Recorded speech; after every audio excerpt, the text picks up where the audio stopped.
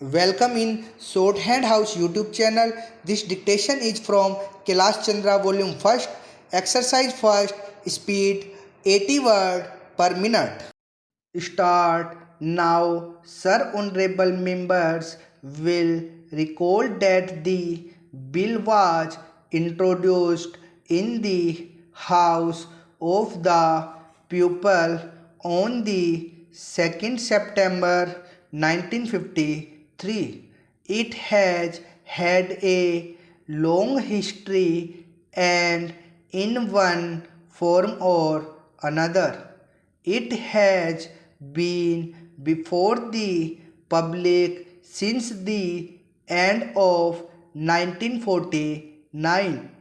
In the statement of objects and reasons, the various stages through which the bill has passed since 1946 has been summarized, and I need not recapitulate on this occasion the circumstances in which the then government of India took the decision in early 1946 to initiate an inquiry into the reform of our company law.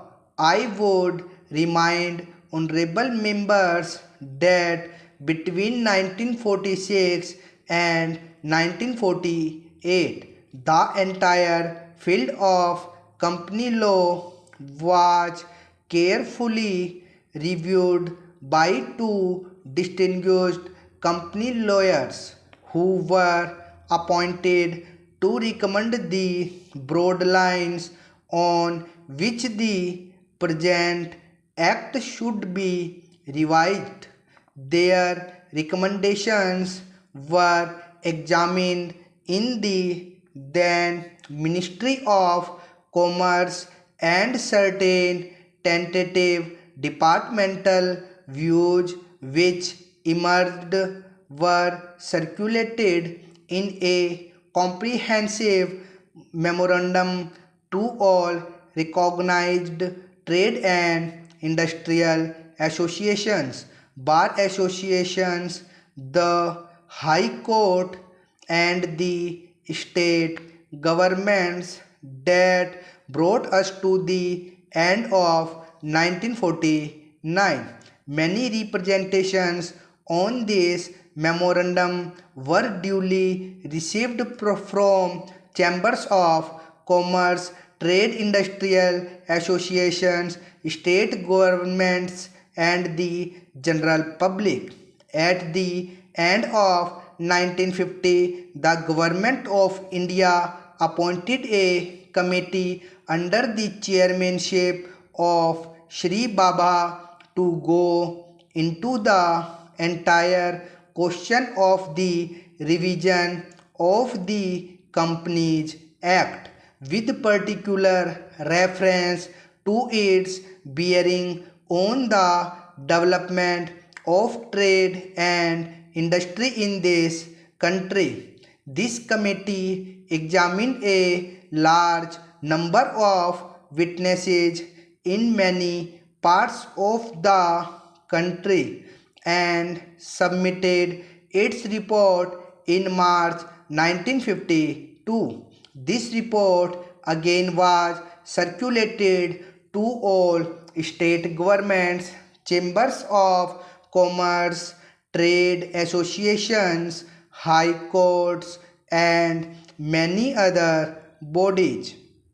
At the same time, a special officer was appointed in the Department of Economic Affairs, Ministry of Finance, to examine the reports in the light of the views received from the interested public and to submit proposals to government for the revision of the present act. The bill now before the House is based largely on the recommendations of the company law committee modified in a few particulars. Honorable members will notice that so far as public relations go, the bill has covered adequate ground. In a measure like the company's bill, however, which covers the entire field of the operation of joint stock companies, the limits of consultations and discussion can never be exhausted, and I would like to inform honorable members that although the bill was introduced in Parliament over 7 months ago, our officers have been engaged throughout this period in further studies and informal discussions with the interests concerned, and on occasions I have also participated in such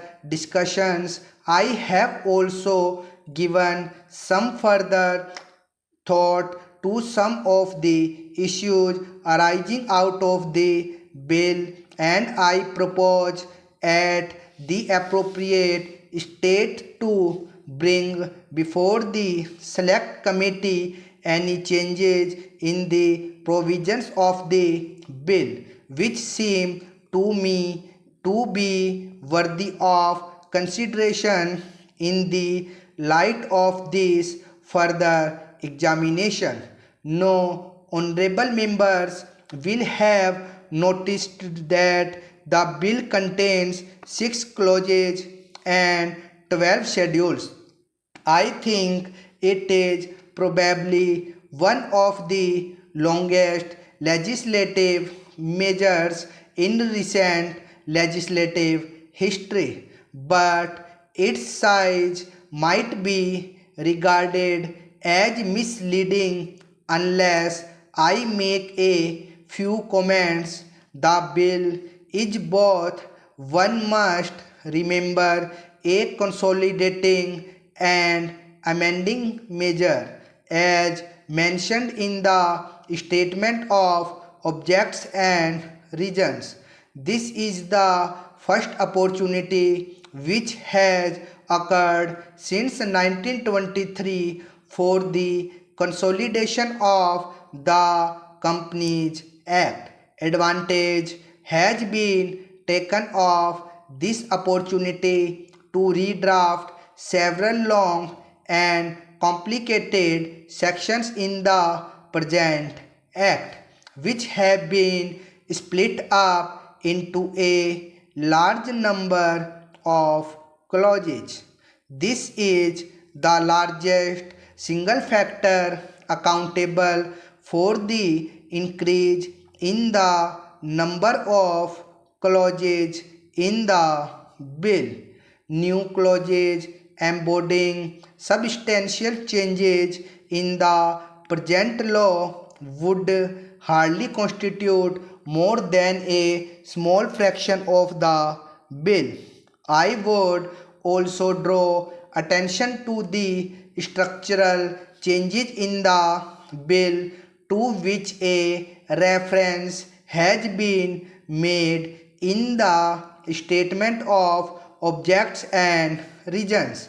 The redraft of the bill and the rearrangement of the existing chapters in the Companies Act in a more logical order have, I think, resulted in a noticeable improvement in the form of the bill, and I hope will facilitate better understanding and appreciation of the scheme. I wish that the Act, which came into effect long ago, was implemented properly.